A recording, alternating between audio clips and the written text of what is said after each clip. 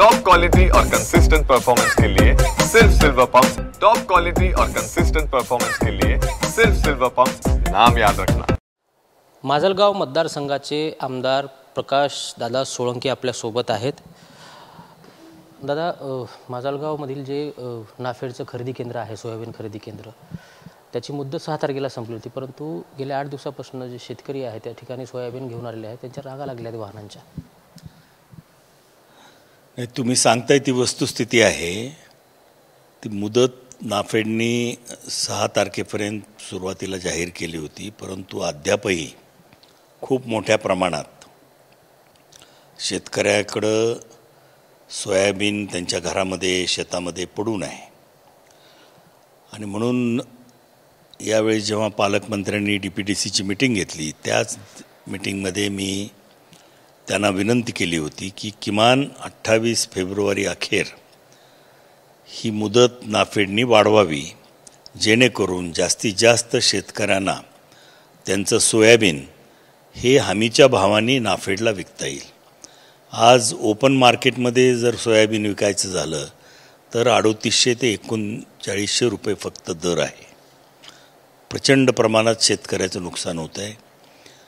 आणि मी उद्या म्हणजे मंगळवारी याच संदर्भामध्ये अजितदादा पवार, माननीय मुख्यमंत्री देवेंद्रजी फडणवीस, तसेच पणन मंत्री श्रीयुत रावलजी यांची भेट घेऊन प्रत्यक्षात त्यांना ही मुदत वाढवण्याच्या बाबतीत केंद्र शासनाकडे प्रयत्न करण्याच्या बाबतीत आणि तातडीनं प्रयत्न करण्याच्या बाबतीत परत भेटणार आहे।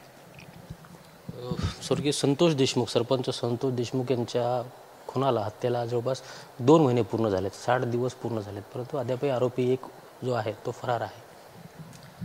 ही मोठं दुर्दैवाची गोष्ट आहे की पोलीस असतील, SIT असेल, CID असेल, यांना अद्यापपर्यंत कृष्णा आंधळे हा जो त्यातला फरार आरोपी आहे त्याला पकडता आलेलं नाही। ही वस्तुस्थिती आहे आणि ही अतिशय पोलीस दलासाठी सुद्धा एक नामुष्कीची गोष्ट आहे। आणि म्हणून मी या निमित्तानं परवा आष्टी तालुक्यात देवेंद्रजी फडणवीस आले असताना त्यांना वैयक्तिकरित्या माझ्या शेजारी, म्हणजे त्यांच्या शेजारी मी बसलो होतो, तेव्हा मी त्यांना सांगितलं की पोलीस खात्याची बदनामी होते, आणखीन आपण याच्या बाबतीत जोर लावायला पाहिजे आणि त्या आरोपीला गजाआड केलं पाहिजे। आज 60 दिवस झालेत, ही वस्तुस्थिती आहे। आणि आम्ही सर्वजण या स्वर्गीय संतोषजी देशमुख आणि त्यांच्या कुटुंबियांना न्याय मिळावा म्हणून रस्त्यावरती उतरून ही लढाई लढतोय।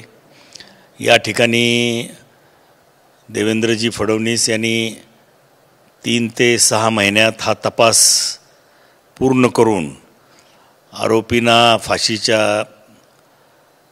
फाशीच्या तख्तापर्यंत घेऊन जायचं विधानसभेमध्ये मान्य केलेलं आहे। आणि त्यामुळं इतर जो काही तपास आहे ते समाधानकारक रीतीनं चालू आहे असं धनंजय देशमुख यांचं स्वतः म्हणणं आहे। त्याच्यामुळं मलाही विश्वास आहे की आता हे काही जे काही मुदत सरकारने स्वतःवरती लादून घेतलेली आहे की जास्तीत जास्त 6 महिन्यामध्ये आम्ही आरोपींना फाशीची शिक्षा देण्यापर्यंत कारवाई करू, ती मुदत संपण्याच्या आत हा फरार आरोपी पकडला जाईल आणि याचा पूर्ण तपास होऊन या बाबतीत कारवाई केली जाईल अशी माझी अपेक्षा आहे। एकंदरीत पाहता या प्रकरणाचा कुठेतरी राजकीय दबाव येतो का या प्रकरणात? कारण CID चौकशी करते, SIT चौकशी करते, परंतु एक आरोपी जो आहे तो पोलिसांना भेटत नाही किंवा तपास यंत्रणेला भेटत नाही। आता हे असं आहे की बाकीचे आरोपी पकडलेत किंवा शरण आलेत, एक आरोपी मिळत नाही आहे, पोलीस प्रयत्न करते, पोलीस काही म्हणजे हातावर घडी बांधून काही बसलेलं नाही, ते त्या आरोपीच्या मागावर आहेत, परंतु तो आरोपी त्यांना अजून मिळून आलेला नाही। त्याच्यामुळे दबाव वगैरे काही नाही आहे। या प्रकरणात मुख्यमंत्र्यांनी अतिशय सुस्पष्ट भूमिका घेतलेली आहे। या प्रकरणात जे म्हणून दोषी असतील त्यांना कायद्याच्या माध्यमातून शिक्षा करण्याचं त्यांनी मान्य केलेलं आहे. त्याच्यामुळं याच्यात राजकीय दबाव असेल असं मला अजिबात वाटत नाही.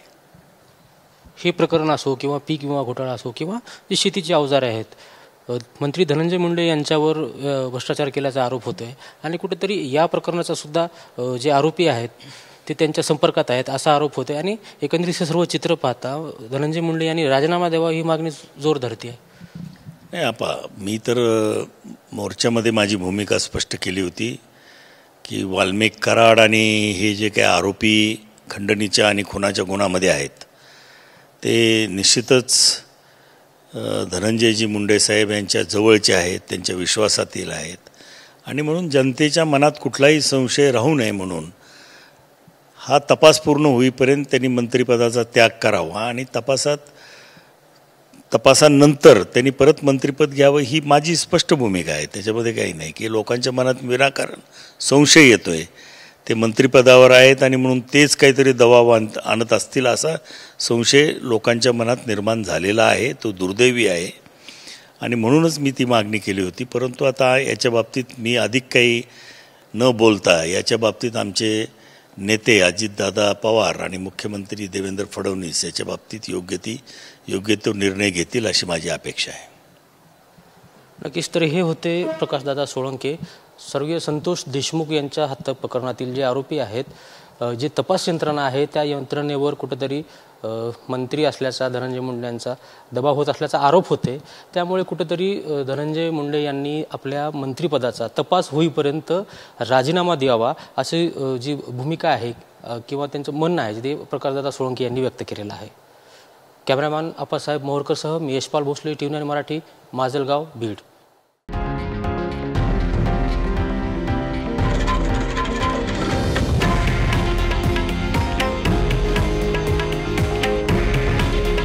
हे आहे देशातील नंबर 1 न्यूज नेटवर्क आणि आपण पाहत आहात TV9 मराठी. काळजी तुमची, हित महाराष्ट्राचं.